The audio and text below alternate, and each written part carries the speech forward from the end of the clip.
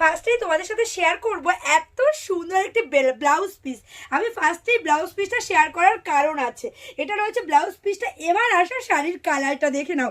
এটা যাচ্ছে শাড়ির কালারটা দেখে নাও, পুরোটাই রয়েছে প্যারট গ্রিনের ওপরে।